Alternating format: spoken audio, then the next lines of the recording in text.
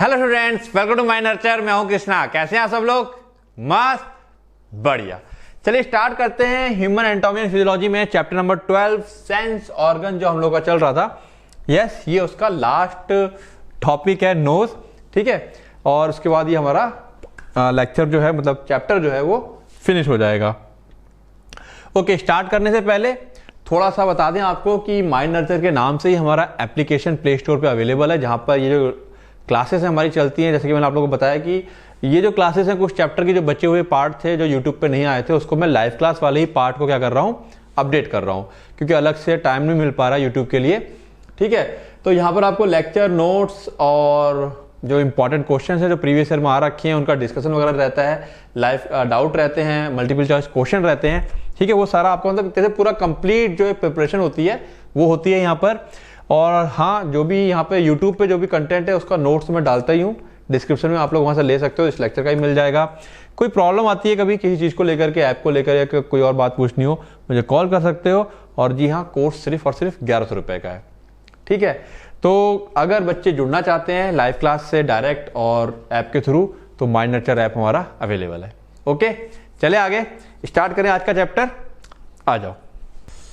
Okay, तो इससे पहले 4 टॉपिक कवर हो चुके हैं हमारे पास: eye, ear, skin and tongue. Nose topic छोटा है, just like tongue, but nose में टर्म्स बहुत सारे हैं। और नोज के साथ एक दिक्कत और क्या है कि नोज शायद अगर आप लोग डायरेक्ट इंटर के बाद पढ़ रहे हैं तो नोज शायद ही कहीं पढ़ा हो। जिन बच्चों ने बीएससी वगैरह कर रखे हो उनकी बात अलग है। तो नोज के बारे में बहुत कम पढ़ा है, छोटे मतलब बचपन से ही, मतलब छोटी क्लासों में भी। तो नोज को असल में टर्म्स हैं इसके अंदर। मैं कंप्लीट काफ़ी सारे डायग्राम लेके भी आया हूँ ताकि चीज़ें अच्छे से एक्सप्लेन हो। तो फिर वही बात बोलूँगा, टर्म्स बहुत सारे हैं, तो स्टेप बाय स्टेप धीरे धीरे टर्म्स को अच्छे से समझ के करना।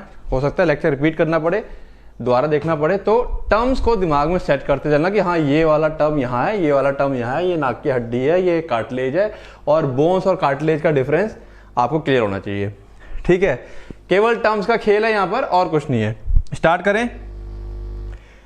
चलिए, जनरल क्वेश्चन आपके पास आ जाएगा एक, जो हमारे एग्जाम में आ रहा है अक्सर, कि एनाटॉमी ऑफ नोज, नोज की एनाटॉमी के बारे में बताइए, या एनाटॉमी एंड फिजियोलॉजी। अगर इस टाइप से आएगा तो पूरा 5 नंबर में आएगा। केवल एनाटॉमी करके आएगा तो अच्छा, ये क्वेश्चन अब पहला एनाटॉमी वाला डालना था मेरे को, explain the anatomy of nose. Physiology हटा देंगे। ठीक है, ये 5 नंबर में भी आ सकता है, कुछ स्टेट में 3 नंबर में भी डाल देते हैं। अब 5 में आ जाए, 3 में आ जाए, हमको करना पूरा ही पड़ेगा, मजबूरी। एनाटॉमी में सब लिखना ही पड़ेगा। बहुत ज़्यादा चीज़ें नहीं है, कुछ बेसिक चीज़ें भी हैं जो आपको पता है, जैसे कि नोज क्या है, organ of smell. This is your MCQ. Body का ऑर्गन ऑफ स्मेल कौन है, कौन सी हमारी बॉडी का ऑर्गन है जो स्मेल करता है। स्मेल का ही दूसरा नाम ऑल्फैक्शन है, ध्यान रखना। स्मेल का ही दूसरा नाम ऑल्फैक्शन है, बच्चा कंफ्यूज कर जाता है। ठीक है, तो ऑर्गन ऑफ स्मेल हमारा नोज है, and also plays a role in respiration. हमारे रेस्पिरेशन में भी इसका फंक्शन है, समझेंगे बाद में, अगला क्वेश्चन आएगा। फिल्टरिंग एयर, एयर को फिल्टर भी करता है। ह्यूमिडिफाइंग एयर, एयर को नम भी करता है। ड्राई एयर डायरेक्ट लंग्स में जाएगी तो लंग्स हमारी ड्राई हो जाएगी, तो उसको नम भी करता है। एंड फोनेशन, जैसे कि वॉइस रेजोनेंस, जैसे कि ना, मा, जो नाक से आवाज निकल रही है, जितने बहुत से टर्म, अब मैं माँ बोलता हूं तो माँ ना नाक से होता हुआ आ रहा है। ठीक है, और जब गला बैठ जाता है, नाक जगड़ जाती है ना, तो हम लोग क्या आवाज अजीब सी हो जाती है, क्योंकि रेजोनेंस नहीं हो पाता है। इसको भी डिटेल में समझेंगे। ठीक है, तो प्रॉपर साउंड को प्रोनाउंस करने में ये हेल्प करता है। कैसे, समझेंगे अभी आगे। फिलहाल देखते हैं इसकी एनाटॉमी। एनाटॉमी को हम 2 पार्ट में डिवाइड कर सकते हैं, एक्सटर्नल नोज और इंटरनल नोज। एक्सटर्नल नोज का मतलब ये नहीं है कि जो ऊपर से दिखाई दे रही है। एक्सटर्नल नोज का मतलब है ये जो कवरिंग है, ये पूरी कवरिंग के साथ। और इंटरनल नोज का मतलब होता है कैविटी, जब हम नाक के छेदों के अंदर घुसेंगे तो वहां हमको क्या क्या चीजें मिलने वाली है। ठीक है, एक्सटर्नल नोज का मतलब ये ऊपर का भाग है, ये किससे बना हुआ है। बच्चा कहता है सर एक्सटर्नल नोज तो ऊपर वाला हो गया, नहीं। ठीक, ओके। एक्सटर्नल नोज की बात करें, देखो मैं डायग्राम काफी सारे लेके आया हूं ताकि चीजें क्लियरली आपको समझ में आए, सारे वर्ड समझ में आए। डायग्राम सारे नहीं बनाने हैं, ठीक है, समझने के पर्पज से। The external nose is the visible projecting part, हमको दिखाई पड़ रहा है, और प्रोजेक्टिंग मतलब उभार है, उभरा हुआ है, ठीक है, हमारे चेहरे से बाहर की तरफ उभरा हुआ पार्ट है चेहरे का। इट्स शेप, उसका जो शेप है, is formed by a framework of bone and cartilage. इसका जो शेप है इसमें बोन और कार्टिलेज दोनों होते हैं। कार्टिलेज पता है ना, थर्ड चैप्टर बोन वाले में हमने पढ़ा, थर्ड आई थिंक फोर्थ है, उसमें आएगा बोन और कार्टिलेज, ठीक है। हम कार्टिलेज को सॉफ्ट बोन कहते हैं, जैसे हमारे कान के अंदर ये बोन है, नाक में भी आगे जो बोन होती है ये कार्टिलेज कहलाती है, हार्ड नहीं होती है, सॉफ्ट रहती है। बोनी कंपोनेंट की बात करें कि नाक के हड्डी वाले पार्ट कौन कौन से हैं, तो कह रहा है अपर थर्ड, ऊपर का जो अपर थर्ड मतलब तेरे ऊपर का जो 2/3 भाग मान लें अगर, तो उसमें क्या है, बोन्स होती हैं।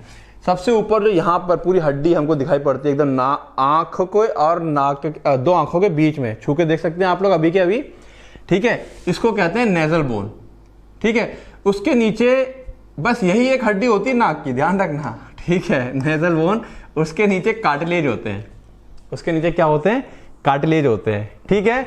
नाक की हड्डी की बात करेंगे तो ये ऊपर 2 आती हैं, आओ देखें। तो नेजल मतलब नाक, नाक की बोन की बात करें अगर, 2 स्मॉल रेक्टेंगुलर बोन्स, ये रेक्टेंगुलर शेप की ऑलमोस्ट रहती हैं ये, ठीक है, 2 होती हैं rectangular bone that joins in the mid line, जो बीच में आके जॉइंट हो जाती हैं, to form the bridge of the nose. Nose का जो ब्रिज है हम लोग ये देख पाते हैं, ये ब्रिज हमारी, ठीक है ना, वो इसको आकर के फॉर्म करती हैं। Clear, okay. अब बोनी कंपोनेंट में और क्या क्या चीजें होती हैं उसको समझो। एक तो नोज बोन होगी जो कि आपको मेंशन करनी है, इसके अलावा फ्रंटल प्रोसेस, प्रोसेस का मतलब भी एक तरह का उभार होता है, छोटा सा पार्ट को हम प्रोसेस बोल देते हैं। हड्डी है, मान लो हड्डी में से कोई छोटी सी हल्का सा भाग निकला हुआ ऊपर की तरफ, उसको प्रोसेस बोल दिया जाता है। फ्रंटल प्रोसेस ऑफ मैक्सिला, ये हमारी हड्डी है, ठीक है, जिसमें ये जबड़ा वाला है ना, ये वाला हिस्सा समझ आ रहा है, जिसमें दांत आता है, इसको मैक्सिला कहा जाता है, समझो जरा। ये जो मैक्सिला है, ठीक है, ये ऐसे करके ये पूरा मैक्सिला, यहां से लेके ये, ठीक है ना, ये पूरा क्या है, मैक्सिला है। अब इस मैक्सिला में समझो ध्यान से, इस मैक्सिला में ये ऊपर क्या है मेरे पास, ये ऊपर क्या है, नेजल बोन है। अब नेजल बोन के जस्ट नीचे फ्रंटल प्रोसेस, मतलब जो मैक्सिला का ही हल्का सा हम लोग कह सकते हैं क्या, ये मैक्सिला है, ये उभार निकले हुए मैक्सिला के, ठीक है। ये मैक्सिला मतलब प्लेन को, एक प्लेन पार्ट, प्लेन से जो चीज हल्की सी बाहर निकल आई उसको उभार बोल दिया, प्रोसेस बोल दिया। हर जगह उसका नाम लेने का तरीका अलग है, तो ये समझना, प्रोसेस मतलब कोई चीज जो प्लेन में से उठ के बाहर आ रही है, हड्डियों के मामले में, ठीक है। इसको ऐसे समझेंगे हम लोग, क्लियर होगी बात। तो फ्रंटल प्रोसेस, फ्रंट सामने है, प्रोसेस किसका है, मैक्सिला का है, ठीक है। अभी जाइगोमेट्रिक प्रोसेस की हमें जरूरत नहीं है यहाँ पर, तो वो हम नहीं पढ़े क्योंकि वो गालों में चला गया, नाक का हिस्सा नहीं है, केवल हमको समझाना था दिस वन, क्लियर है। तो frontal process of the maxilla, ये सब मैं देखो डायग्राम इसलिए लाया हूं ताकि चीजें समझ सको। अगर मैं डायरेक्ट बताता कि हाँ ये मैक्सिला होता है, यहाँ पे हड्डी से रहती है, उसके ऊपर ये रहता है, चीजें समझ में नहीं आती, ठीक है। The upper part of the maxilla, maxilla का अपर पार्ट होता है, अपर जॉ बोन, जो हमारा जबड़ा होता है उसका ऊपर का part, that support the sides of the knows near the bridge, जो नाक को हमारे क्या करता है, सपोर्ट करता है नियर द ब्रिज, जो ये ब्रिज है, ठीक है ना, उसी के जस्ट पास वाला पार्ट होता है, उसके पास में इसको सपोर्ट करता है। अब इसको लिखने को आप कैसे भी लिख सकते हो, समझ में आ गया आपको, फ्रंटल प्रोसेस होता है, उसके ऊपर हमारे क्या, ऐसे कह सकते हो कि ऊपर, उसके ऊपर हमारे नेजल बोन्स अटैच होते हैं, इस तरह भी लिख सकते हो, ठीक है। अब ये जो फ्रंटल प्रोसेस है ये भी नाक का हिस्सा ही है, ओके, हड्डी के मामले में बात की जाएगी। तो आगे आते हैं कार्टिलेज कंपोनेंट। अब कार्टिलेज की बात कर लें तो देखो, नेजल बोन तो हमने पढ़ ली, ऊपर 2 होते हैं, उसके जस्ट नीचे अपर लैटरल कार्टिलेज, लैटरल मतलब साइड साइड में, ठीक है, एंड लोअर लैटरल कार्टिलेज, ये वाला हिस्सा जो नाक में हम लोग यहाँ सामने देखते हैं ना, इसे छूते रहते हैं इस तरीके से, ये अंदर कार्टिलेज है, ठीक है ना, और ये हल्का सा ऊपर ये वाला हिस्सा भी कार्टिलेज है, हल्का सा जस्ट ऊपर। तो upper lateral cartilage, lower lateral cartilage, ठीक है। तो ये आ गया अच्छा ये लोअर 2/3 है, ऊपर वो 1/3 था, नीचे वाला 2/3 है, ठीक है। ये मेंशन नहीं करो तब भी चल जाएगा, मतलब जो मैक्सिमम नाक है हमारी 2/3 इसकी बनी हुई है, 1/3 इसकी बनी हुई है, ओके, लैटरल नेजल कार्टिलेज क्या होता है? अ पेयर ऑफ ट्रायंगुलर कार्टिलेज। हम लोग देख सकते हैं कैसा शेप है इसका, ऑलमोस्ट ट्रायंगुलर है, ठीक है। That form the sides of the middle part of the bone, bone का मिडल पार्ट आ गया, उसके साइड्स जो है उसको ये कार्टिलेज बना रहे हैं। देन सेप्टल कार्टिलेज, ठीक है। सेप्टल कार्टिलेज क्या होता है आपको बताएं, ये जो लैटरल नेजल कार्टिलेज है, ये हम लोग देख सकते हैं इस टाइप से ऐसे यू शेप में से घूमे हुए रहते हैं ये, इसके बीच में जो इन दोनों को अलग करेगा, ठीक है ना, जो इन दोनों को अलग करेगा उसको हम कहते हैं सेप्टल कार्टिलेज, जो हमारी दो कैविटीज क्रिएट कर देता है, ठीक है। तो उसको हम लोग सेप्टल कार्टिलेज कहते हैं। A flat flexible plate of cartilage, एक फ्लैट रहती है, चपटी सी रहती है, ठीक है, फ्लेक्सिबल होती है, फ्लेक्सिबल हो सकती है, हिलडुल सकती है, ठीक। Cartilage that form the anterior part of the nasal septum, हमारे नेजल पूरा जो नाक का डिवीजन है उसका जो फ्रंट पार्ट होता है उसको ये फॉर्म करता है। The divider between the two nostrils, nostrils मतलब ये जो कैविटी है, छेद है, उनका डिवाइडर होता है, ये उनको दो पार्ट में डिवाइड करता है, ठीक है। तो फिर से कह रहा हूं, है कुछ नहीं, टॉपिक में टर्म्स हैं सारे के सारे, दिमाग में जितना इजीली सेट करते चलोगे, समझते चलो कि अच्छा ये चीज है, ये चीज है। सेप्टल का मतलब होता है डिवाइड करना, कार्टिलेज बोन का एक नाम है, ठीक। आगे आते हैं, मेजर अलार कार्टिलेज। अब देखो अलार क्या होता है, अलार का एक्चुअली मतलब होता है विंग्स। अलार का मतलब क्या होता है, विंग्स होता है। जैसे हम लोग कहते हैं नथुने, जैसे ये नाक को हम लोग फुला सकते, मतलब ये हिला सकते हैं, ये इस तरीके से हिला लेते हैं ना, रोते हैं तो ये हिलता है, हंसते हैं तो कई बार हिलता है ये, तो इसको विंग्स बोल दिया गया है। और अलार का मतलब विंग्स होता है, तो ये हमारे नाक के विंग्स हैं एक तरीके से, ठीक है। तो मेजर अलार कार्टिलेज या ग्रेटर अलार कार्टिलेज, ठीक है। अब ये क्या चीज है, इसको समझते हैं, ओके। कंफ्यूजन ना हो, फिर से बताता हूँ। देखो लैटरल, ये जो हम लोअर पढ़ने जा रहे हैं ना, ये अभी लोअर की बात अब होने जा रही है। जो अपर लैटरल कार्टिलेज था वो ये रहा मेरे पास, इसको मेंशन कर सकते हो इस डायग्राम के हिसाब से, कंफ्यूजन ना हो, अपर वाला। फिर सेप्टल कार्टिलेज हमने पढ़ लिया, ठीक है। अब ये जो नीचे है लोअर वाला है ना, ये लोअर लैटरल कार्टिलेज, ये हम लोग यहाँ पढ़ने जा रहे हैं, ठीक है। अब जो लोअर लैटरल कार्टिलेज होते हैं, इसके दो पार्ट होते हैं। एक तो बिल्कुल सामने दिख रहा है हमको, जो हमको हम टच कर सकते हैं, ये रहा, ठीक है। एक इसके जस्ट पीछे की तरफ होता है माइनर। तो जो अलार कार्टिलेज है, अलार मतलब जो इस विंग्स में पाए जाते हैं, ये विंग्स हम लोग देखते हैं ना, ये मांस नहीं है, स्किन है, उसके अंदर क्या है, कार्टिलेजिनस वाली बोन है, ठीक है। तो ये क्या कर रही है, एक तो सामने हम टच कर रहे हैं और एक थोड़ा सा किनारे पे जाके होती है, उसको हम माइनर अलार कार्टिलेज बोल देते हैं, ठीक है। और मेजर अलार कार्टिलेज, इसी के ही दो नाम है, लैटरल क्रस और एक जो नीचे यहां पर नाक के इधर ऐसे करके छुएंगे ना जो ये, उसको कहते हैं मीडियल क्रस, जो कि डिवाइड कर रही है। देखो यहां समझोगे, टर्मिनोलॉजी और डायग्राम ये विजुअलाइजेशन कर लोगे, नाक समझ में आ जाएगी, अदरवाइज दिक्कत देगी, ठीक है ना, बहन लगेगी नाक। तो नाक को बहने मत देना, समझो बात को। जितने चीजें मार्क कर रहा हूं उतने पे ध्यान देना है, डायग्राम में बहुत सारी चीजें हैं, फालतू चीजों पे ध्यान नहीं देना है। ये जो मैं कह रहा हूं मेजर अलार कार्टिलेज, ये रही हमारी, ठीक है। ये सेप्टम आ गया, नेजल सेप्टल कार्टिलेज जो इनको डिवाइड कर रहा है। उसके बाद मैंने बोला कि इसी को हम लोग क्या बोलते हैं, लैटरल क्रस और मीडियल क्रस। तो जो साइड में हमको दिख रहा है ना, ये क्रस के नाम से हम लोग जानते हैं, ये साइड वाला हिस्सा क्या हो जाएगा, लैटरल, जो साइड में हमको दिखाई दे रहा है। और ये मीडियल क्रस आ गया, देखो यहां पे भी साफ साफ मेंशन है, ये समझो क्रस, ये साइड में दिख रहा है, ये क्रश हो गया, ऐसे कैसे यहां तक। और जो ये बीच में है, मीडियल मतलब बीच में, तो ये बीच वाले को हमने क्या बोल दिया, मीडियल क्रश। तो अलार, जो मेजर अलार कार्टिलेज पूरी है एक ही, बट साइड वालों को लैटरल क्रस और बीच वाले को मीडियल क्रस बोल दिया गया है, ठीक है। तो कंफ्यूज मत कर जाना, बच्चा सोचता सर ये इसका रियल नेम क्या है, अलार कार्टिलेज बोले कि लैटरल क्रस मीडियल क्रस बोले, तो है ये अलार कार्टिलेज, नाम इसका लैटरल और मीडियल पड़ा है, जो साइड में दिखाई दे रहा है और जो बीच में है। क्लियर है बातें, कोई भी डाउट हो तो पूछ सकते हो, ठीक है। अदरवाइज है आसान, एक बार थोड़ा सा क्या करना पड़ेगा, ऑब्वियस सी बात है, वापस से देखना पड़ेगा, ठीक है, तो greater alar cartilage a pair of U shape, कैसा है ये, हम देख सकते हैं यू शेप है ये, ठीक है, दिख रहा है ना, ये यू शेप आ गया हमारे पास। U shape cartilage that form the tip of the nose and the nostril, nostrils को नेरिस भी कहते हैं, इसका टिप फॉर्म करता है इस टाइप से ये। Minor alar cartilage, lesser alar cartilage भी कहते हैं, smaller cartilage that support the side of the nostril, जो माइनर है वो साइड में होता है, केवल सपोर्टिंग का काम कर रहा है ये, ठीक है।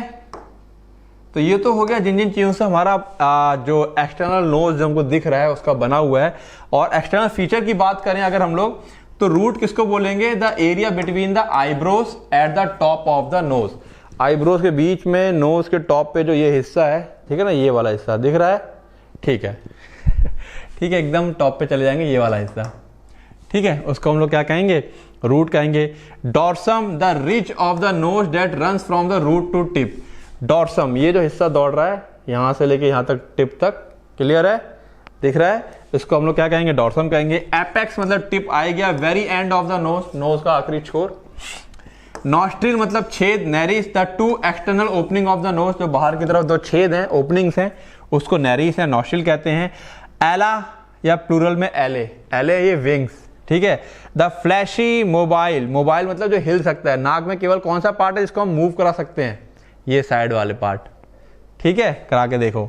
Lateral walls of the lateral walls, lateral मतलब साइड वाली जो दीवारें हैं नाक की। The wings of the knows, इसको नोज की विंग्स कहते हैं। नाक उड़ेगी नहीं, हिलती है हमारे हिलाने से पंख की तरह, इसलिए इसको विंग्स कहा गया है, ठीक है, क्लियर है। तो नोज बेटा टफ नहीं है, नोज में केवल टर्मिनोलॉजी है। और दूसरी बात क्या दिक्कत है कि नोज की टर्मिनोलॉजी हमने बचपन से बहुत कम पढ़ी है, ना के बराबर पढ़ी है, तो उनकी टर्मिनोलॉजी ही ऐसी होती है कि हम पहली बार सुन रहे होते हैं, तो इसीलिए थोड़ा सा दिक्कत देती है। ज़्यादा नहीं, 3-4 बार 5 बार अगर रिवाइज करो तो ऑटोमेटिक सारे टर्म्स याद हो जाएंगे, ठीक है, ओके। ये हमारे पास एक्सटर्नल नोज के सारे फीचर आ गए। फिर से समझा दूं, एक्सटर्नल नोज का मतलब ये बाहर का जो हिस्सा है वो बना किस किस चीज से है, वो सारी चीजें उनको क्या क्या कहते हैं वो हमने समझ लिया। नेक्स्ट अब इंटरनल नोज की बात करते हैं। इंटरनल नोज यानी कि नेजल कैविटी। अब छेद के अंदर घुसेंगे, अगर सपोज छोटे से बन जाओ बोने से और टॉर्च लेके नाक के अंदर घुस जाओ, तो नाक में क्या क्या चीजें दिखाई पड़ेंगी, आओ देखें। The internal nose is large, काफी बड़ी होती है, एयर फिल्ड स्पेस होती है, काफी बड़ी मतलब ये नहीं बहुत बड़ी, मतलब नॉर्मली जो है बॉडी के ईयर ये सब ये है, इससे इनके मुकाबले काफी बड़ा है, ये लार्ज स्पेस होता है, ठीक है। Behind the external nose, external nose और उसके पीछे, बिहाइंड मतलब पीछे, ये नोज उसके पीछे की तरफ। It is divided into right and left half, left और राइट दो आधे आधे भागों में बटी हुई है by the nasal septum, nasal septum हमने पीछे देख लिया अभी। Each half is called nasal fossa, दोनों मतलब एक भाग को नेसल फोसा कहेंगे, दूसरे भाग को नेसल फोसा कहेंगे, तो हमारे पास 2 नेसल फोसा हो गए। फोसा मतलब छेद होता है, ठीक है, कुछ टर्म्स है और कुछ नहीं है। अब इस पर अगर हम बात करना स्टार्ट करें इसकी एनाटॉमी के हिसाब से, तो nasal septums the wall that divide the nasal cavity, वो दीवार जो नाक को 2 भागों में डिवाइड कर रही है, जब अंदर घुसेंगे तो हमको नेजल सेप्टम दिखाई पड़ेगा, ठीक है। बना किसका होता है ये, septal cartilage as mentioned above, जैसे हमने ऊपर देख लिया। Perpendicular plate of ethmoid bone, ठीक है, बोन का हिस्सा है ये, बोन वाले पार्ट को जब हम पढ़ेंगे तो आपको और डिटेल में क्लियर समझ में आएगा, या जब पढ़ोगे ये इसके जस्ट पीछे ये बोन का हिस्सा होता है। फिलहाल इतना ही याद करो अभी, जिन लोगों ने नहीं पढ़ा वो चैप्टर, वो लोग केवल क्या करें, इसको इतना समझे कि प्लेट ऑफ एथमॉइड बोन, जो एथमॉइड बोन होती है पीछे की तरफ, ठीक है, इसके जस्ट पीछे उसका हिस्सा होता है, ठीक है। A thin flat bone extending downward from the base of skull, skull से नीचे की तरफ एक बोन आ रही होती है परपेंडिकुलर, ठीक है ना। देन वोमर बोन, ठीक है, ये जस्ट इसके पीछे आ गई यहां पर। A thin flat bone that form the posterior inferior, पीछे की तरफ और inferior नीचे की तरफ, ठीक है, part of the septum, septum के पीछे की तरफ नीचे की तरफ एक बोन का हिस्सा होता है वोमर, वो यहां पर हमको देखने को मिल जाता है, ठीक है। आगे चलें, नेजल सेप्टम हो गया। फिर जब हम नाक के अंदर घुसे तो हमको और क्या दिखाई दिया, हमको दिखे लैटरल नेजल वॉल्स, ठीक है, ध्यान से, लैटरल नेजल वॉल्स, नाक के अंदर साइड में दीवार दिखाई पड़ती है। समझो कैसे,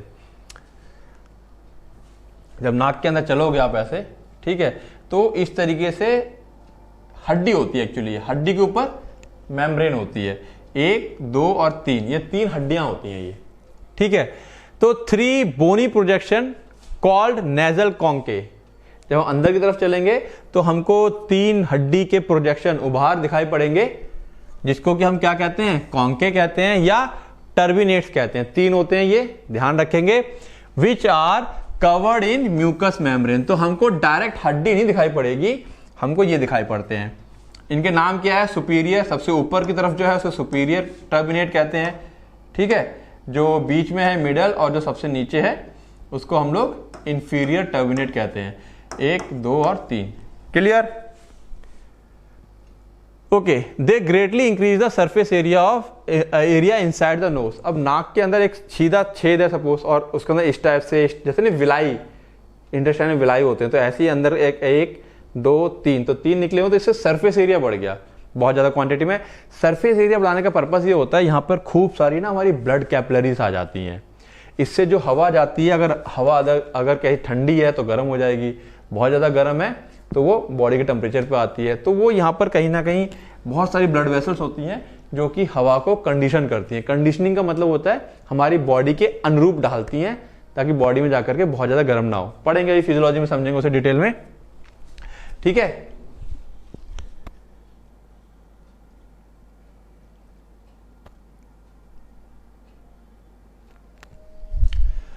ओके बेटा देखो, आप लोग कह रहे हो समझ में नहीं आ रहा है। नोज में पहले बोला है कि जो बच्चा इसको फर्स्ट टाइम देख रहा है उसको तो बहुत ही कम ना के बराबर चीज समझ में आएगा, क्योंकि हम लोग यहाँ पे सेंस ऑर्गन पढ़ रहे हैं, ठीक है। जिन बच्चे लोग आज फर्स्ट क्लास है, जिन बच्चों की, वो लोग केवल लेक्चर को देखें, समझें। टर्म्स और समझ में ना आने का दूसरा रीजन ये भी है कि बिल्कुल ही उसका आइडिया नहीं होता बच्चों को। तो सेंस ऑर्गन है हमारे, नाक के पार्ट पढ़ रहे हैं इंटरनल वाले, तो स्टार्टिंग से पढ़े, जैसे आंख का पढ़े, फिर ईयर का पढ़े, जो पार्ट हमारे पहले पढ़े हुए हैं, तो उससे क्या थोड़ा सा माइंड में रिवाइज होगा कि चीजें क्या क्या होती हैं। बात समझ में आ रही है? अब लैटरल क्लियर है? बुक में बेटा डिटेल में नहीं है, हमें बुक से कुछ लेना देना नहीं है। बुक कौन सी बुक फॉलो कर रहे हो हमें नहीं पता। आप अगर कोई भी एक, मैं फिर हर बार 1000 बार कहता हूं कि मार्केट में जो बुक्स आ रही हैं वो सब नॉर्मल किताबें हैं टीचर्स की। जैसे मैं ही अपने सारे नोट्स को पाइल अप करके एक बुक बना दूं तो वो एक बुक बन जाएगी, ठीक है। जो नोट्स हमारे होते हैं वो रेफरेंस बुक, ठीक है ना। रेफरेंस बुक का मतलब होता है कि यहां पर चीजें डिटेल में होती हैं और यहीं से हम लोग सारा कंटेंट निकालते हैं। तो रेफरेंस बुक से जो भी चीज मिलेंगी वो डिटेल में ही होती है थोड़ी सी, और मार्केट में कोई बुक अगर आप फॉलो कर रहे हो, ठीक है, तो वहां पे हो सकता है चीजें थोड़ी सी अलग हो। मैंने अगर बता दिया इस तरीके से, अब जैसे कि इसी को जब बाद में मैं फाइनल रिवीजन के टाइम पर शॉर्ट नोट्स बनाऊंगा तो बहुत सारी चीजें गायब हो जाएंगी, शॉर्ट नोट में चीजें आ जाएंगी, ठीक है। तो अभी आपको डिटेल में ही पढ़ना है, कारण कल को जब आप बहुत से बच्चा सवाल करता सर एमसीक्यू नहीं लगे, तो एमसीक्यू इसीलिए नहीं लगे क्योंकि आपको पता ही नहीं था लैटरल नेजल वॉल क्या होती है, ठीक है, या नेजल सेप्टम क्या होता है। आपने डिटेल पढ़ी नहीं, कभी डिटेल नहीं पढ़ी, वहां से कोई क्वेश्चन आ गया, फिर आप लोग कहते हो सर क्वेश्चन नहीं लगे। तो वो एमसीक्यू के पर्पस से पढ़ने के लिए, और इसको हम शॉर्ट बना सकते हैं, लेकिन अभी नहीं। अभी आपको डिटेल में ही पढ़ना है, समझना है नाक के चीजों के बारे में सब कुछ, अदरवाइज एग्जाम में लिखने के लिए आपके पास कुछ नहीं होगा। टर्म्स है, मैं पहले बोला था ये वाला चैप्टर टॉपिक जो है लास्ट नोज वाला, ये डिफिकल्ट लगेगा, है नहीं, क्योंकि इसके अंदर के सारे टर्म्स आपको बिल्कुल न्यू लगने वाले हैं। चलिए आगे चलते हैं। तो मैं कह रहा था they greatly increase the surface area inside the nose. Nose के अंदर का सरफेस एरिया, जैसे कि एक सिंपल, सपोज ये इस तरह से नोज की कैविटी है, ये सिंपल इतना एरिया है। अब इसी में अगर ऐसे ऐसे करके 1, 2, 3 उभार जैसी 2-3 चीज निकले हो तो सरफेस एरिया बढ़ जाएगा ना इसका, ये ठीक है। तो इसका सरफेस एरिया को इंक्रीज करते हैं। क्यों इंक्रीज करते हैं उसके फंक्शन समझेंगे अभी हम फिजियोलॉजी में। This conchae create passage called meatus. अब देखो कुछ नहीं है, अब सपोज ये 3 ऐसे समझ लेते हैं, ये 3 ऐसे क्या है, मीटस है ना ये, सॉरी कॉन्के 1, 2, 3। अब इनके बीच में जो रास्ते हैं उसको गैप बोल सकते हैं हम लोग। क्या बोल सकते हैं? गैप, कि भाई इनके बीच में ये 3 रास्ते हैं, 3 गैपिंग होती है। लेकिन उसको पैसेज बोला गया, रास्ता बोला गया, और उसको एक नाम दिया गया मीटसेस। अब ये मीटेसिस बोला जाता है, ये बायोलॉजी का टर्म है, ठीक है। नॉर्मल हम इसको बोल सकते थे कि गैपिंग होती है, रास्ता होता है, उसको मीटर मतलब गैप बोला जाता है, मतलब गैप होता है करके बोल सकते थे, लेकिन उसका एक स्पेशल नाम दिया गया है, ठीक है। अब ये नाम अगर नहीं पता है, नहीं जान रहे हो, तो थोड़ी सी दिक्कत आएगी। इनके भी क्या कहते हैं, जो मीटर्स हैं उसको भी हम क्या कहते हैं, सुपीरियर, मिडल और सबसे नीचे वाला इंफीरियर, ठीक है।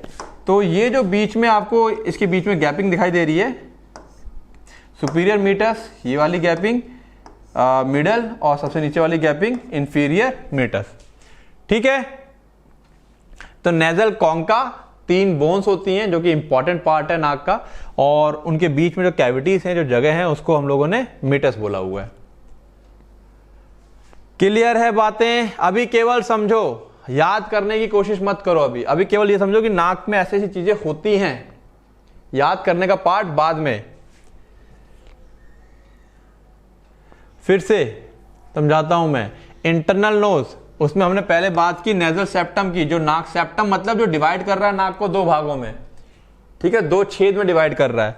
फिर इंटरनल नेजल वॉल्स, नाक के अंदर की जो दीवार है, उसके बारे में जब हमने जानने की कोशिश की तो हमको क्या दिखाई पड़े, टर्मिनेट्स दिखाई पड़े, यानी कि कॉन्के दिखाई पड़े, और कॉन्कों के बीच में जो छेद है, और छेद नहीं रास्ते हैं, एक दूसरे के नीचे आने की वजह से जो रास्ता बन रहा है, उन रास्तों को यहाँ पे नाम दिया गया है उनका, क्योंकि पर्पस है यहाँ पर कुछ पर्पस, फिजियोलॉजी में समझेंगे कि इनका पर्पस क्या है, ठीक है।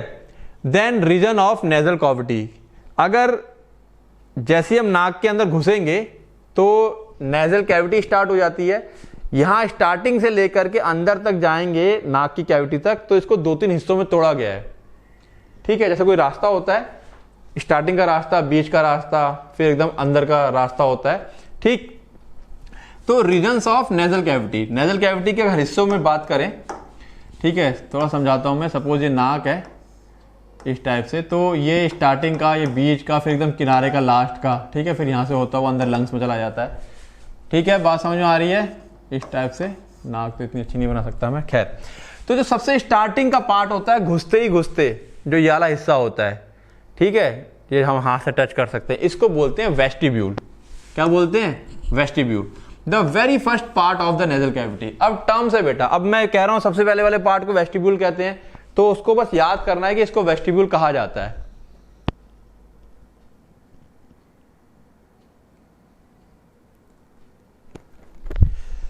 ठीक है। तो वेस्टिब्यूल बेटा एग्जांपल दे रहा हूं मैं, बात को समझो। वेरी फर्स्ट पार्ट, सबसे पहला भाग, ये ऐसे हाथ लगाओ, नाक पे टच करो, ये सबसे पहला भाग आप टच कर लोगे, इसी को वेस्टिब्यूल कहा जाता है, ठीक है। नेजल कैविटी का सबसे पहला भाग just inside the nostril, nostril के जस्ट इनसाइड, मैंने कहा ना, जैसे घुसते घुसते जो पार्ट आता है उसको वेस्टिब्यूल कहा जाता है। इट इज लाइंड, लाइंड मतलब कवर होती है, इसके ऊपर परत होती है, with skin containing coarse hair, skin की यहां पे आपको परत मिल जाएगी हल्की सी, यहां स्टार्टिंग में आपको स्किन जैसी चीज दिखाई पड़ेगी, लगभग स्किन जैसी होती है, और कोर्स हेयर, इसमें थोड़े से रफ, नाक के अंदर आपको बाल दिखाई पड़ते हैं थोड़े से कोर्स रफ टाइप के, जैसे हमारे हेयर्स यहाँ पे होते हैं, इस टाइप के जो बाल दिखाई पड़ते हैं, ठीक है, इनको कोर्स कहा जाता है, और उसका भी एक नाम दिया गया है। अब नाम आपको नहीं याद करना कोई बात नहीं, बट नाक के अंदर हेयर होते हैं और वो उसके वेस्टिब्यूल वाले पार्ट में है, उन हेयर्स का नाम वाइब्रिसे है, ठीक है। काम क्या है इन हेयर्स का?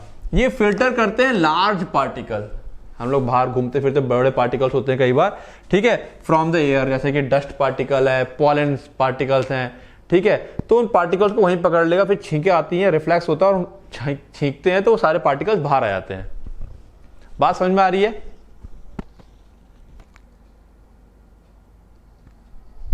ठीक है, ओके।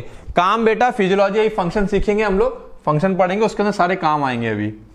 देन ऑल्फैक्टरी रीजन, थोड़ा सा अंदर जाएंगे तो स्टार्ट होता है हमारा ऑल्फैक्टरी, मतलब जहां पे हम लोग खुशबू या बदबू को सेंस कर पाते हैं। ये एकदम स्टार्टिंग में खुशबू या बदबू को सेंस करने की चीजें नहीं होती हैं, ठीक है। Olfactory region in the superior part of nasal cavity. अब जिस बच्चे को सुपीरियर, इंफीरियर, फ्रंटल और ये सब चीजें नहीं पता, यानी कि जो सबसे पहले एचएपी के चैप्टर में हमने पढ़ा था, तो सुपीरियर मतलब थोड़ा सा आगे बढ़ जाओ, यानी कि समझते हैं, कोई डायग्राम ले लेते हैं।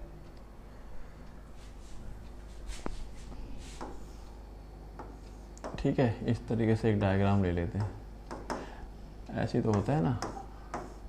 चलो, तो स्टार्टिंग का हिस्सा वेस्टिब्यूल हो गया, थोड़ा सा और ऊपर बढ़ेंगे, यहां पर आ जाते हैं, यहां से लेके ये वाला हिस्सा, ठीक है। ये हिस्सा हमारा किसका आ गया, थोड़ा सा ऊपर बढ़े, ये समझ रहे, ये मैंने एक डायग्राम बना दिया, ठीक, क्लियर है। ओके, ये हमारा वेस्टिब्यूल हो गया, ये हमारा ऑल्फैक्टरी रीजन आ गया, जहां पे हम स्मेल करेंगे चीजों को।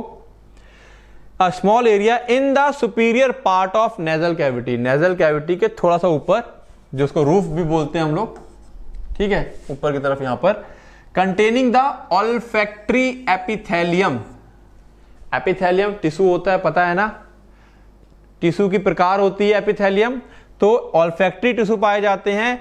दिस स्पेशलाइज्ड टिश्यू, ये जो खास तरह का टिश्यू होता है, कंटेन ऑल्फैक्टरी रिसेप्टर सेल्स, इसमें एक खास तरह के सेल्स पाए जाते हैं, ठीक है, इस वाले टिश्यू में, जिसको हम ऑल्फैक्टरी सेल्स कहते हैं, जो कि रिस्पॉन्सिबल होते हैं सेंस ऑफ स्मेल के लिए।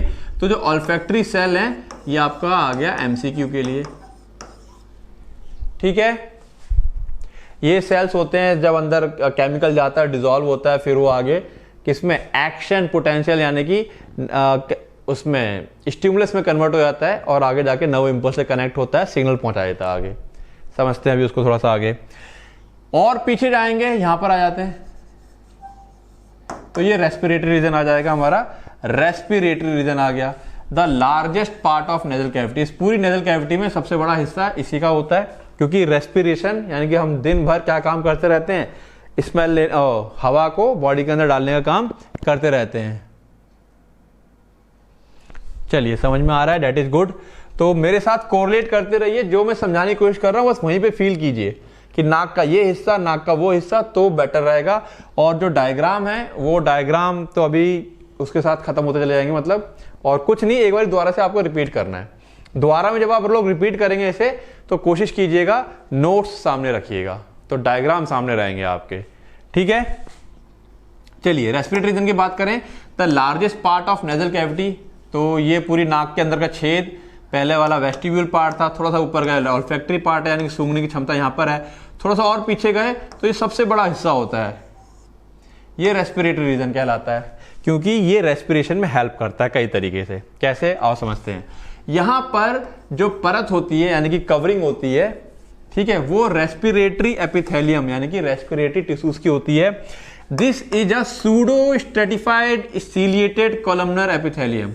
अब ये नाम सुन के बच्चे बहुत सारे घबरा जाएंगे, वो बच्चा नहीं घबराएगा जिसको टिश्यू अच्छे से याद होगा, या क्लिक तो कर रहा होगा, यार ये टिश्यू था, टिश्यू था।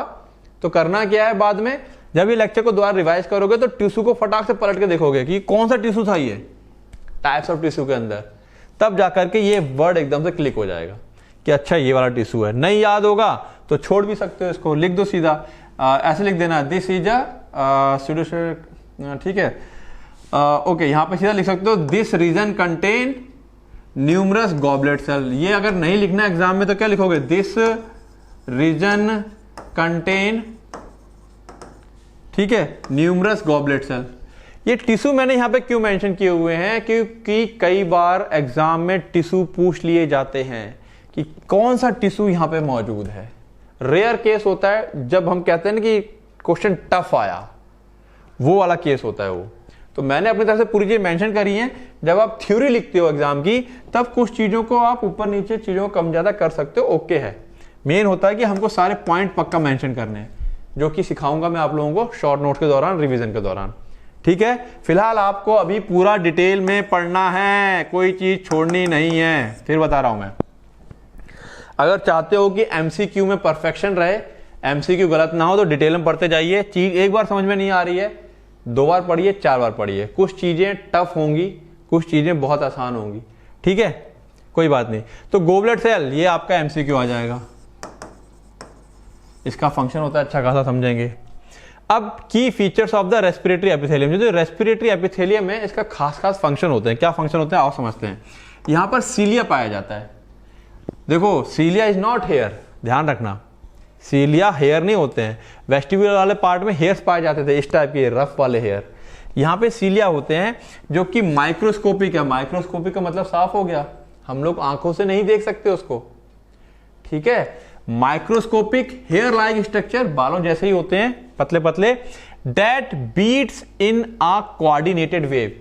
मान लो ऐसे बहुत सारे होते हैं लाखों की संख्या में, तो वो कोऑर्डिनेटेड वेव, ऐसे नहीं ऐसे ऐसे एक साथ, ऐसे ऐसे ऐसे, ठीक है, मतलब कोऑर्डिनेटेड मतलब एक ही लय में, ऐसे ऐसे एक ही लय में बीट करते हैं, मूव करते हैं। क्यों मूव करते हैं?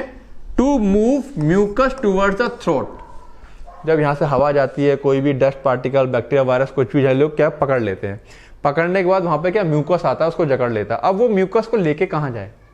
वो म्यूकस को धीरे से ढकेलते हैं इसकी तरफ। कई बार आप लोगों ने फील किया होगा, हम लोग जैसे थूक वगैरह आता है, सलाइवा आता है, निकल जाते हैं। इससे कई बार म्यूकस होता है, गले में आता है, हम लोग निकल जाते हैं। कई बार तो जाने अनजाने निकल जाते हैं, पता भी नहीं चलता है। वो जो म्यूकस होता है उसके अंदर बहुत सारा डस्ट पार्टिकल या बैक्टीरिया, वायरस होता है जो कि नॉर्मली हम लोग इनहेल करते रहते हैं। वो सीधा पहुंचता है हमारे पेट में, और पेट का जो एसिड होता है pH 1.8, वो एसिड उस बैक्टीरिया वायरस को गला करके खत्म कर देता है। बात समझ में आई? यही वजह है कि मुंह से सांस लेना मना किया जाता है। कोई जब रनिंग करता है, बहुत तेज दौड़ता है, वो एक अलग बात होती है।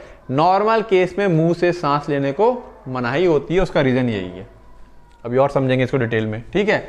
ओके, ये कहाँ ढकेल देता है? तो गले की तरफ, वेयर, जहां पर ये जो हमारे पास म्यूकस होता है वो स्वेलोड, निगल लिया जाता है, और इसी को हम लोग कहते हैं म्यूसिलियरी एस्केलेटर। एस्केलेटर होता है ना, कोई चीज को आगे बढ़ा देना। तो म्यूसिलियरी, म्यूकस का सीलियर के द्वारा म्यूकस को एस्केलेट कर देना, आगे खिसका देना। बात समझ में आ रही है? वर्ड्स हैं, वर्ड्स के मीनिंग समझोगे सब समझ में आएगा।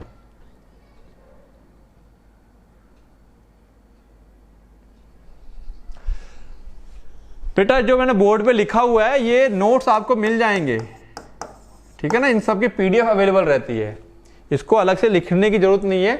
पीडीएफ है, डाउनलोड कर लो, प्रिंट निकाल सकते हो प्रिंट निकाल लो, अदरवाइज जैसा फिर माना वैसा। इसी को नोट्स बनाना चाहो नोट्स बना सकते हो, चॉइस है आपकी, ठीक है। जो बच्चे नए जुड़ते हैं उनको थोड़ा कंफ्यूजन रहती है, और मैं कहूंगा आप लोगों को कोई भी कंफ्यूजन है, जो बच्चे खासकर नए जुड़ते हैं, तो क्लास के बीच में जो होता करके डिस्टर्बेंस होती है, उसको आप मेरे को क्लास के बाद कई भी दिन में कॉल कर लिया करो। ऐप के बारे में कई बार बच्चों को कंफ्यूजन हो जाती है, कैसे ऑपरेट करना है, कहां पर क्या है, वो बता देता हूं मैं, ठीक है ना। चलिए, सीलिया का जिक्र आ गया। सीलिया का काम क्या है? जो भी म्यूकस हो रहा है उसको ढकेलना गले की तरफ। जो गॉबलेट सेल है उसका काम है म्यूकस सिक्रीट करना, ठीक है। This sticky substance trap dust, जो म्यूकस होता है चिपचिपा होता है, डस्ट पार्टिकल को ट्रैप कर लेता है, जकड़ लेता है। उसमें जो एलर्जेंस होते हैं, एलर्जन मतलब जो एलर्जी क्रिएट कर सकते हैं, बैक्टीरिया होता है या अदर इनहेल पार्टिकल होते हैं, ये इनको यहाँ जकड़ लेता है। कौन? म्यूकस, ठीक है। ये गॉबलेट सेल कहाँ मौजूद थे? रेस्पिरेटरी एपिथेलियम में, ठीक है। वो म्यूकस सिक्रीट करते हैं। और रिच ब्लड सप्लाई, यहां पर ही अंदर जाकर के, जहां पर ये वाला हिस्सा था हमारे पास रेस्पिरेटरी रीजन वाला, वहां पर ब्लड की सप्लाई बहुत ज्यादा होती है। क्यों? समझो उसको। The conchae are covered in highly vascular, जो कॉन्के होते हैं वो कवर्ड होते हैं हाईली वस्क्यूलर, मतलब बहुत ज्यादा ब्लड रिच सप्लाई होती है mucus membrane. This warms and humidify the incoming air, जो भी हवा नाक से आती है उसको ये गर्म करता है। मान लो ठंडी हवा है तो उसे गर्म उतना करता है कि बॉडी के टेम्परेचर के बराबर गर्म हो जाए, और ह्यूमिडिफाई करता है। अगर वो ड्राई होती है तो उसमें नमी छोड़ता है, जिससे कि वो लंग्स में जाकर के ड्राइनेस ना क्रिएट कर दे, ठीक है। तो ये ब्लड सप्लाई की वजह होती है यहां पर, ठीक है। बात समझ में आई? नेजल कैविटी के हिस्से पढ़े हमने, वेस्टिब्यूल, ऑल्फैक्टरी, रेस्पिरेटरी, ठीक है। रेस्पिरेटरी का हिस्सा था, उसका काफी सारा काम था यहाँ पर, अभी फिजियोलॉजी में भी समझेंगे उसको। फिर यहाँ पर कुछ और चीजें हैं। पैरानेजल साइनेसेस, साइनेसेस मतलब होती है छोटी छोटी सी छेद, ठीक है। पैरानेजल, पैरा मतलब हो गया नाक में नहीं है, नाक के इर्द गिर्द हैं, लेकिन नाक से इनका डायरेक्ट कनेक्शन है, क्योंकि इन कैविटीज में जो भी चीज बनती है, सिक्रीट होती है म्यूकस टाइप का, वो सीधा नाक में ही आता है। समझो, ये आप लोगों ने देखा होगा इस टाइप से, ये जब बोन वाला पार्ट पढ़ते हैं उसमें भी आता है ये, ठीक है। ये फ्रंटल साइनस, ये यहाँ पर, ठीक है, ये कई बार दर्द करता है। ये मैक्सिलरी साइनस, मैक्सिला वाली बोन में पाया जाता है। ये नेजल कैविटी आ गई, और ये इथमॉइड साइनस, ठीक है। ये इथमॉइड साइनस आ गई यहाँ पर, और ये किनारे की तरफ साइड में होता है, डेट इज स्फीनॉइड साइनस। ठीक है, अब ये साइनस क्या होते हैं समझो। हम लोग, आप लोगों ने कई बार सुना होगा साइनस हो गया है, तो साइनस लोग बड़ा आम टर्म भाषा में इस्तेमाल कर लेते हैं। साइनस हर किसी को नहीं होता है, बट नॉर्मली लोग कहते हैं, ठीक है, कि साइनस हो गया है। ओके, आगे चलते हैं। बेटा जो बच्चे नए जुड़े हैं उनको किसी भी टाइप का डाउट या सवाल है वो लोग प्लीज मेरे को लेक्चर के बाद कॉल करें, क्योंकि लेक्चर के टाइम मैं सिर्फ पढ़ाऊंगा जो नॉर्मल क्वेश्चन है, क्योंकि बच्चे ये जो आप नॉर्मल सवाल करते हो वो सारा मैं शुरुआत से कई बार बता चुका हूं। ठीक है, तो उसको फिर मैं बाद में बताऊंगा। अगर मैं आपके क्वेश्चन का रिस्पॉन्ड नहीं करता हूं तो ये मत सोचना कि मैंने आपका क्वेश्चन नहीं देखा। कोई भी जो जनरल क्वेश्चन है उसके लिए आप मेरे को उसके बाद बात करें। अगर हाँ टॉपिक से रिलेटेड कोई क्वेश्चन आता है तो वो आप मुझसे अभी पूछिए। उसके अलावा कोई भी क्वेश्चन है उसके लिए मेरे को आप व्हाट्सअप करें, कॉल करें, उसका जवाब मैं आपको वहां दूंगा। ठीक है, पैरानेजल साइनसेस क्या होते हैं ये आओ देखें। द नेजल कैविटी, जो नाक की कैविटी होती है, इज सराउंडेड बाय, वो सराउंडेड है चारों तरफ से, घिरी हुई है, हमने देखा यहां पर, is surrounded by and connected to, और कनेक्ट होती है एयर फिल्ड, हवा से भरी हुई स्पेसेस, जगहों से with in the skull bone. और ये जगह है कहाँ, हमारे स्कल की, जो हमारा स्कल मतलब खोपड़ी है, इसमें हवा से भरे हुए कुछ छेद होते हैं, देख सकते हैं हम लोग, frontal sinus, ethmoid sinus, sphenoid sinus, इनसे ये डायरेक्टली कनेक्ट होते हैं। दे ड्रेन, ड्रेन मतलब अपने अंदर की चीज को ले जाकर के बहा देना। कहां बहा देते हैं, into the nasal cavity via small opening, ये नाक में जो कैविटी वहां पर ले जाकर के जो भी कुछ यहाँ पे म्यूकस टाइप बनता है उन निकाल के वहां छोड़ देते हैं। ठीक है, यहाँ पे नाम दे रखे हैं, फ्रंटल साइनस, मैक्सिलरी साइनस चेकबोन में होता है, एथमॉइड साइनस और स्फीनॉइड साइनस। ठीक है, तो ये साइनस पाए जाते हैं यहाँ पर, इनका कनेक्शन नाक से रहता है। बात समझ में आ रही है, क्लियर है बातें। तीसरी बात हमारे पास ब्लड सप्लाई एंड इनर्वेशन। तो हम लोगों ने एक्सटर्नल नोज, इंटरनल नोज को देख लिया, एनाटॉमी मेन हमारी वहीं खत्म हो जाती है। अब ब्लड सप्लाई, क्योंकि यहाँ काफी ज्यादा है और कौन सा नर्व यहाँ पर आकर के इंटरफेयर करती है वो समझते हैं। समझना कुछ नहीं, केवल नाम याद रखना है। ब्लड सप्लाई की बात करें तो साफ साफ है, the nose has very rich blood supply, यहाँ पर बहुत ज्यादा अच्छी खासी ब्लड की सप्लाई होती है। हमने देखा नेजल कॉन्केव जो होते हैं उनके ऊपर पूरा म्यूकस मेम्ब्रेन है, पूरा ब्लड की कैपिलरीज वहां पे अराउंड में रहती हैं। कहां से ये ब्लड सप्लाई नाक में आ कहां से रही है, तो मैंने बताया साइड में जो हमारी कैरोटिड आर्टरीज होती हैं, ठीक है ना, जो सीधा ब्रेन को सप्लाई करती हैं, यहीं से ब्रांच निकलती है, primary from the branches of carotid artery.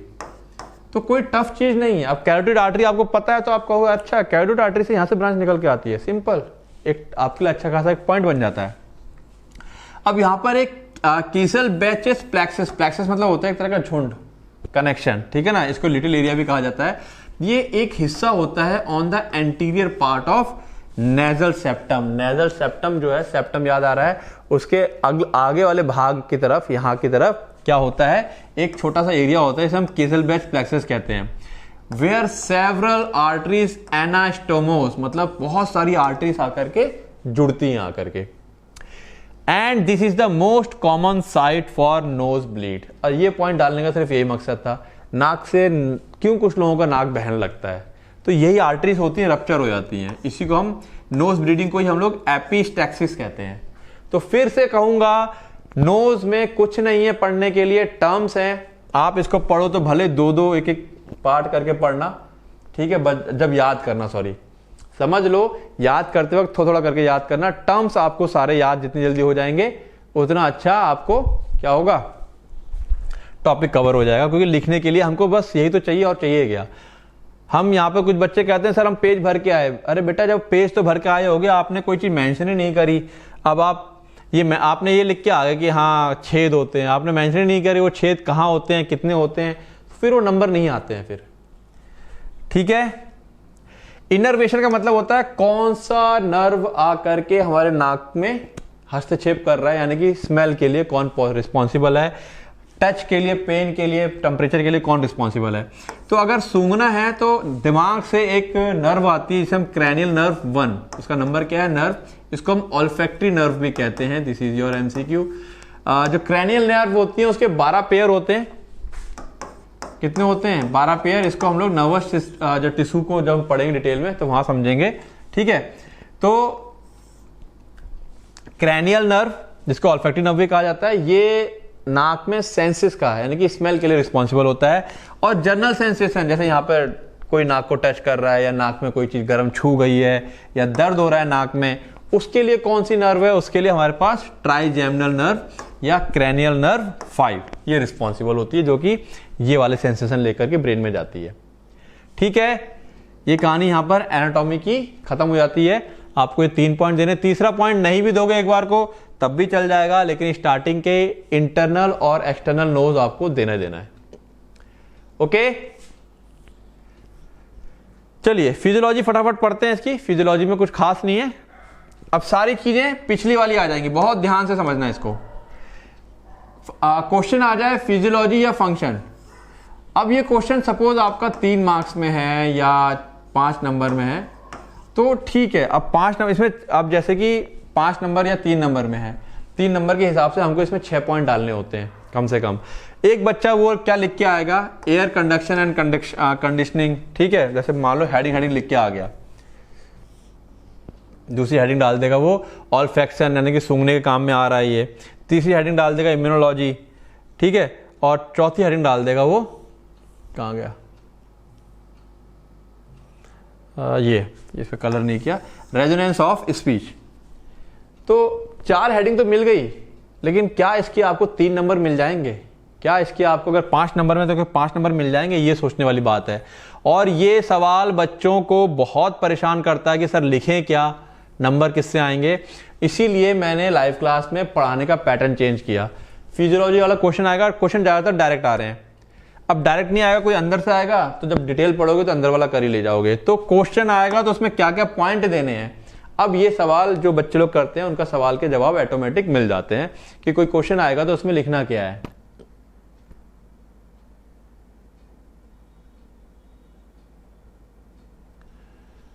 Network issue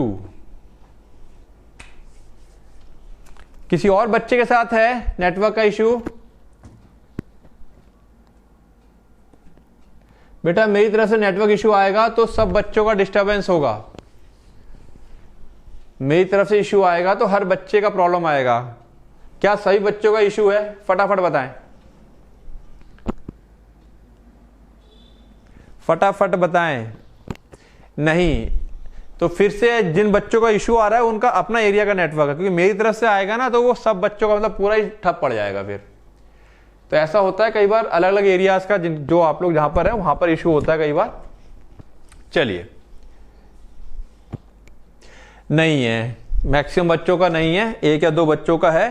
तो वो लोग अपना एक बारी, जिनका इशू है वो लोग एक बारी डिस्कनेक्ट करके वापस से रिकनेक्ट करें। अगर आपका नेटवर्क सही होगा तो कनेक्ट हो जाओगे, वरना दिक्कत रहेगी थोड़ी सी फिर। ठीक है, चलिए फटाफट फिजियोलॉजी समझते हैं। फिजियोलॉजी क्या कह रहा है ये? तो सबसे पहले काम है एयर कंडक्शन। ऑब्वियसली बात है, हवा को कंडक्ट कर रहा है बॉडी के अंदर। और कंडीशनिंग, कंडीशनिंग का मतलब हवा जैसी चाहिए, ठंडी, गर्म, नम, उस हिसाब से उसको प्रिपेयर करता है नाक के अंदर। जितनी देर हम सांस ले रहे हैं ना, इतनी देर में ही हवा प्रिपेयर हो जाती है और अंदर चली जाती है, कंडीशनिंग हो जाती है। कंडीशनिंग मतलब समझ में आ रहा है ना? ठंडा गर्म जिस हिसाब से बॉडी को चाहिए उसी हिसाब से उसको तैयार कर देता। कैसे? यही समझना है फिजियोलॉजी में। आओ देखें। This is the nose primary respiratory role. अगर एयर कंडक्शन और कंडीशनिंग की बात करें तो ये किसका काम है? एक्चुअली ये रेस्पिरेशन वाले हिस्से का मेन काम है। ठीक है, the goal is to transform. इसका गोल क्या, उद्देश्य क्या है? ट्रांसफॉर्म करना है। किसको किसको ट्रांसफॉर्म? ट्रांसफॉर्म मतलब बदल देना है एक ड्राई, जो सूखी हवा है या ठंडी हवा है या डर्टी एयर है, गंदी एयर है, उसको गर्म, मॉइस्ट, नम और क्लीन एयर में। बाय द टाइम, उतने ही समय में it reaches the sensitive lung. जितनी देर में यहां से होती हुई ये लंग्स तक जाती है, इतने ही टाइम में, एक्स्ट्रा टाइम नहीं लेना है, उतने ही टाइम में इसको ड्राई, कूल और डर्टी एयर को वार्म, मॉइस्ट और क्लीन एयर में बदल देना है। और ये काम होता है।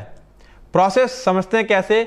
सबसे पहले होगा फिल्ट्रेशन। जैसी हवा नाक में जाएगी, फिल्ट्रेशन और क्लीनिंग होगी हवा की। As the air enters the nostril, nostril word समझ में आता होगा, छेद को कहते हैं नाक के। इट इनकाउंटर्स, ये टकराती है किससे? 2 फिल्ट्रेशन प्रोसेस से या 2 फिल्ट्रेशन सिस्टम। 2 तरीके से फिल्ट्रेशन होता है नाक के अंदर। पहला है कोर्स फिल्ट्रेशन, कोर्स मतलब जो बड़े बड़े पार्टिकल्स होते हैं, द वाइब्रेसे यानी कि जो नाक के बाल हैं, in the vestibule trap large particle. अब वेस्टिब्यूल मतलब ये वाला पार्ट है जहां पे बाल पाए जाते हैं, वो बड़े बड़े पार्टिकल लाइक डस्ट है, पोलन है, सैंड है, ठीक है, इन सब बड़े बड़े पार्टिकल्स को क्या करती है, ये ट्रैप कर लेती है, ठीक है, पकड़ लेगी। ये समझ में आया? पानी पी लूं।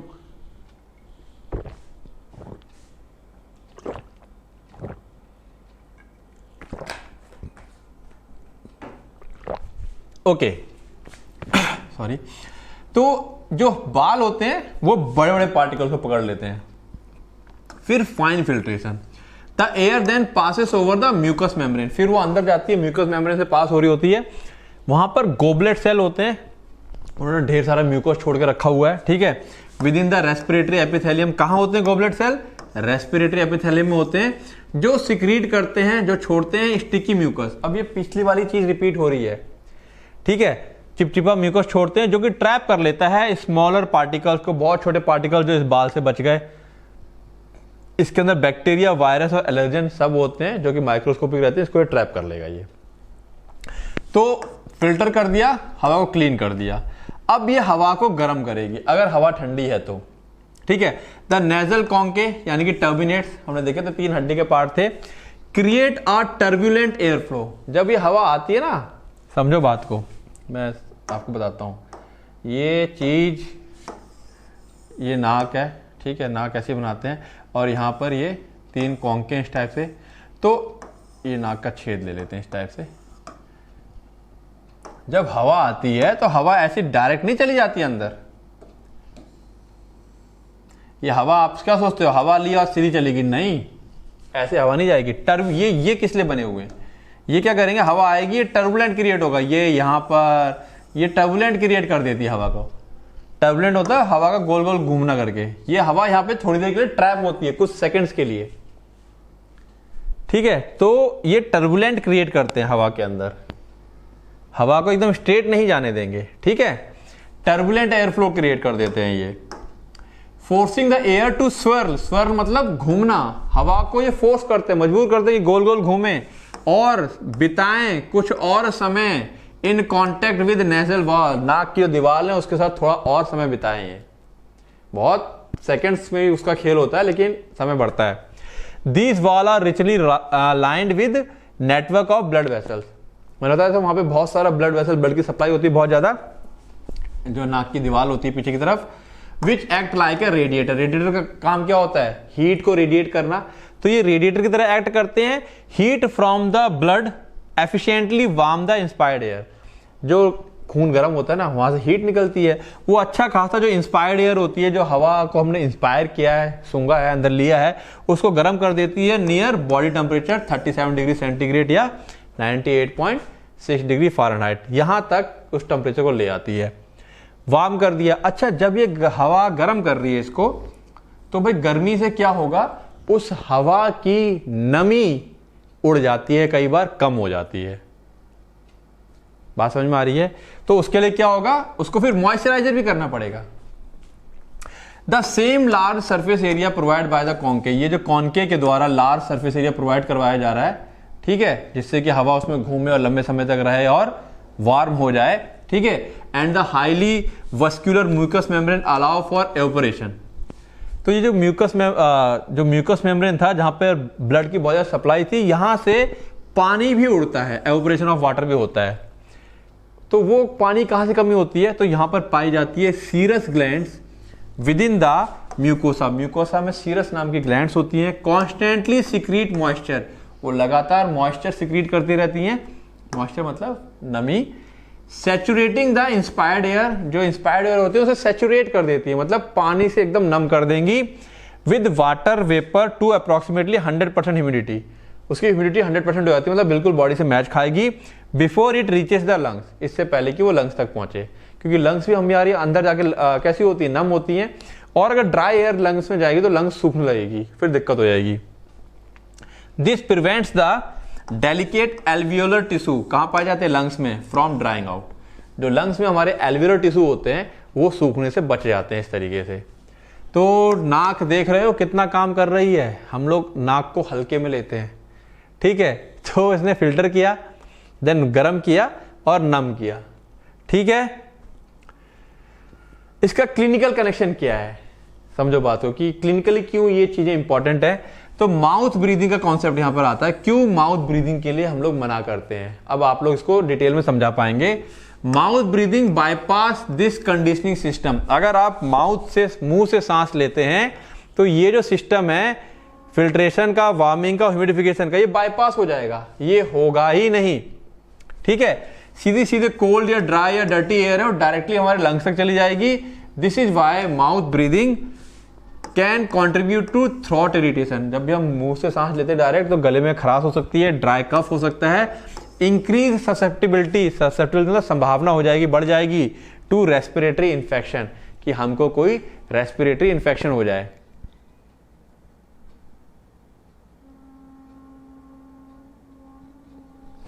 ठीक है, ओके। अब दूसरा काम इसका सूंघने का। देखो यहां पर आपको समझना पड़ेगा, हम लोग जो फिजियोलॉजी है, आप लोग फिजियोलॉजी मतलब ना कैसे करता है वर्क ऑफ एक्शन। अगर आप सीधा लिख के आएंगे कि हाँ बस रेस्पिरेशन में हेल्प करता है, काम नहीं चलेगा उससे, आपको प्रोसेस बतानी पड़ेगी। अब जैसे नाक को आप किस लिए जानते हो कि वो हमको स्मेल देता है, बट कैसे फिजियोलॉजी में वही समझाना है। और वो चीज अगर आपने फिजियोलॉजी में नहीं समझाई तो मामला गड़बड़ है। तो देखो क्या होता है प्रोसेस। ऑड्रेंट, मैंने बताया था ऑड्रेंट क्या होता है, जैसे कि पॉल्यूशन का, जो पॉल्यूशन करते हैं उसे पॉल्यूटेंट कहते हैं। ठीक है ना, जो टेस्ट देते हैं उसे हम लोगों ने क्या पढ़ा था, टेस्टेंट कहते हैं। जो ऑर्डर यानी कि हमें स्मेल देते हैं उसको हम लोग ऑड्रेंट कहते हैं। तो ऑड्रेंट कैप्चर, सबसे पहले कैप्चरिंग काम होगा। कैसे, व्हेन यू इनहेल, इनहेल मतलब सूंघते हो, एयरबॉर्न केमिकल मॉलिक्यूल, एयरबॉर्न जो हवा में मौजूद है मॉलिक्यूल, ठीक है, जिसको हम ऑड्रेंट्स कहते हैं, are drawn up into the nasal cavity. सांस ली, नाक की कैविटी में चले गए वो। दूसरे नंबर पे आएगा detection. These odorant dissolve in mucus covering. ये जो ऑड्रेंट है ये डिजॉल्व हो जाते हैं म्यूकस कवरिंग, जो म्यूकस मेम्ब्रेन होती है, वहां पे सिक्रेशंस होता है गीला होता है, उसमें जाकर के वो खुल जाते हैं, वो सारा मॉलिक्यूल डिजॉल्व हो जाएगा। ठीक है, कवरिंग द ऑल्फैक्टरी एपिथेलियम, जो ऑल्फैक्टरी एपिथेलियम वाला हिस्सा था वहां पर ये सारे मॉलिक्यूल डिजॉल्व होकर घुल जाते हैं। कहां पर, ये ऑल्फैक्टरी एपिथेलियम कहां पाया जाता है, in the roof of the knows. तो या फिर सिंपल लिख सकते हो, जो ऑड्रेंट डिजॉल्व हो जाते हैं ऑल्फैक्टरी एपिथेलियम में। देन ट्रांसडक्शन, क्या याद है ट्रांसडक्शन क्या होता है। ट्रांसडक्शन सबसे पहले जब आई वाला पार्ट पढ़ा था तब मैंने बताया था, कोई भी जो स्टिमुलाई है, स्टिमुलाई जो हमको उकसाए, उसका नर्व इंपल्स में बदलना। नर्व इंपल्स मतलब क्या होता है, उसका सिग्नल में बदल जाना। जैसे कि हमारी जीभ के लिए क्या था, टेस्ट, एक स्टिमुलाई था, वो इंपल्स में बदल जाएगी, जो सिग्नल लेके जाएगी फिर ब्रेन में। यहां क्या हो जाएगा, ऑर्डर। ठीक है, यानी कि नॉर्मल जो, यानी कि ये क्या हो गया, केमिकल है, केमिकल का इलेक्ट्रिकल सिग्नल में बदल जाना, बताया था मैंने। That is the transduction. यानी कि अब क्या हो रहा है, जो केमिकल है नाक के अंदर घुल गया है, वो इलेक्ट्रिकल सिग्नल में, नर्व इंपल्स में बदल जाएगा। The dissolve odorant bind to specific olfactory receptors, वहां पर जो रिसेप्टर्स मौजूद हैं उससे हर किसी के लिए एक अलग स्पेसिफिक है, वो उससे जाके जुड़ेगा on the cilia of olfactory nerve cells. ठीक है, जो रिसेप्टर्स हैं वो कहां मौजूद हैं, cilia of olfactory nerve cells. खैर ये अगर नहीं लिखना सिंपल लिख सकते हो, जो ऑड्रेंट होते हैं वो ऑल्फैक्टरी रिसेप्टर से जाकर के बंध जाते हैं। अब ये कहां होते हैं मत बताओ, कोई दिक्कत नहीं है। फिर होगा सिग्नल ट्रांसमिशन, यानी कि जब वो बंधे तो वहां पे उन्होंने सिग्नल क्रिएट कर दिया। This binding triggers a nerve impulse, ये जो बंधे हैं इससे नर्व इंपल्स ट्रिगर होता है, सिग्नल क्रिएट होता है। That travels along the axon of olfactory cells, जो ऑल्फैक्टरी सेल्स थे हमारे पास, ठीक है, उनके एक्सोन से, यानी कि जो हमारे नर्व सेल्स है, ऑल्फैक्टरी सेल्स क्या होते हैं, नर्व सेल्स, जो सिग्नल लेके जाएंगे पीछे दिमाग में। ठीक है, उनके एक्सोन, एक्सोन पता है नर्व का कौन सा हिस्सा होता है, पीछे वाला, उससे सिग्नल चलेगा। These axons synapse directly to the olfactory bulb. This is the important. ये जो olfactory cells थे, इनके एक्सॉन जो होता है सीधा जाता है olfactory bulb से जाकर के कनेक्ट हो जाता है। क्या होता है olfactory bulb? The olfactory bulb is the neural structure in the vertebrate forebrain. ठीक है, जो हमारा forebrain होता है, ठीक है, वहां पर ये पाया जाता है। That serve as the first processing centre for the smell. जो भी सिग्नल यहाँ पे सूंघा हमने, उसका सिग्नल सबसे पहले यहाँ जाके प्रोसेस होता है, फिर यहाँ से दूसरी जगह पे जाता है। तो ऑल्फैक्टरी बल्ब इंपॉर्टेंट है, सबसे पहला हमारा प्रोसेसिंग सेंटर होता है स्मेल के मामले में। फिर ब्रेन प्रोसेसिंग, ठीक है। The olfactory bulb process the signal, signal को प्रोसेस कर दिया एंड रिलेज, और उसको आगे पास करता है हायर ब्रेन रीजन में, कौन से, including the primary olfactory cortex for perception, की समझ सके, महसूस कर सके किस टाइप की खुशबू है, बदबू है, अच्छी वाली है, स्ट्रॉबेरी है, किस टाइप की है, ठीक है। कॉर्टेक्स के पास the limbic system, this is a very important. जो लिम्बिक सिस्टम के पास जब ये जाता है ना स्मेल, तो ये लिंक करता है इमोशंस के साथ एंड मेमोरी के साथ। जैसे मान लो कोई अच्छी स्मेल आ रही है, तो उसमें हमको इमोशन आता है, अच्छा एप्पल, बनाना फ्लेवर, तो हमको कनेक्ट आता है, अरे यार ये बनाना खाया था, बड़ा मीठा था, अरे यार वहां गार्डन में घूम रहे थे। तो ये हमको कनेक्ट करता है इमोशंस को मेमोरी के साथ। कई बार आप कोई खुशबू सूंघते हो और आपके इमोशंस एकदम आते हैं कि अरे यार उसकी याद आ गई। वो इसलिए है क्योंकि ये लिम्बिक सिस्टम से प्रोसेस हो रहा है, ठीक है। एंड फिर जाता है थैलेमस में ये। तो नॉलेज के लिए यहाँ पे यही बात है, लिखनी नहीं है, सिर्फ समझाने के लिए। The direct connection of the limbic system, क्योंकि यहाँ पे लिम्बिक सिस्टम इन्वॉल्व है। That is the why smells can trigger powerful and vivid, vivid मतलब क्लियर, मजबूत और clear memories and emotions almost instantaneously. खुशबू सूंघते ही आपको कभी कभार कुछ एकदम अचानक से तगड़ा वाला याद आ जाता है, कोई पुरानी याद, कोई पुराना कहीं घूमने गए थे, या कहीं आप गए थे, बड़ी गंदी सी बदबू सी थी और वो एरिया एकदम से आपको याद है, अरे यार ये तो वहां पर थी इस तरह की गंदी बदबू, ठीक है। बात समझ में आ रही है? तो ये जो खुशबू सूंघ के ट्रिगर होती है मेमोरी, वो लिम्बिक सिस्टम की वजह से होती है, ठीक। तो जो बच्चे कह रहे हैं कि सर वो फिजियोलॉजी ऐसे समझनी है हमको, ठीक है, और जब फिजियोलॉजी समझ रहे हैं तो हमको बेसिक कॉन्सेप्ट भी क्लियर होना चाहिए। आगे आते हैं, तीसरा पार्ट है होस्ट डिफेंस या इम्यूनोलॉजिकल फंक्शन। यस, ये हमको बचाती भी है। ऑब्वियसली बात है, सबसे पहले जो हवा में गंदे पार्टिकल्स हैं या बैक्टीरिया वायरस है, वो सबसे पहले उनको बचाने का काम कौन करेगा? ये नाक करेगी हमारी, जो हवा से जा रहे हैं। The nose is component of the bodies first line of defence, first line of defence है, ठीक है।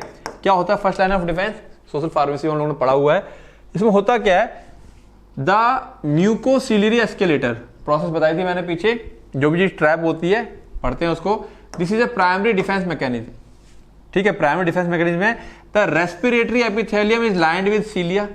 जो रेस्पिरेटरी एपिथेलियम होता है उसमें बहुत सारे सीलिया होते हैं, जो कि माइक्रोस्कोपिक हेयर लाइक स्ट्रक्चर होते हैं। दी सीलिया बीट इन कोऑर्डिनेटेड वेव लाइक मोशन, ये पीछे पढ़ा मैंने समझाया था, एक पैटर्न में मूव करते हैं। प्रोपेलिंग मतलब ढकेलते हैं द म्यूकस लेयर, ठीक है।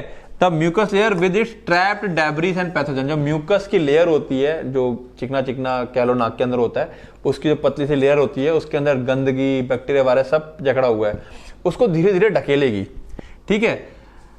तो propelling the mucus layer, mucus layer में हमारे पास क्या क्या मौजूद है? Debris and pathogens. कुछ भी डेब्रिस मतलब कूड़ा करकट मौजूद है, या पैथोजेंस बैक्टीरिया मौजूद है, उसको ढकेलने का काम करेगी।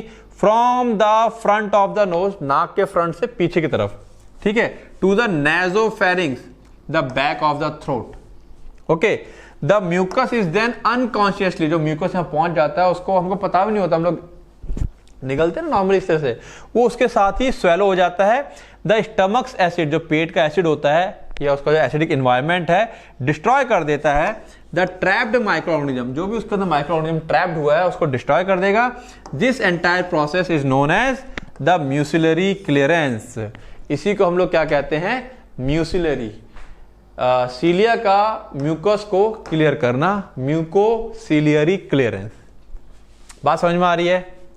क्लियर है बातें?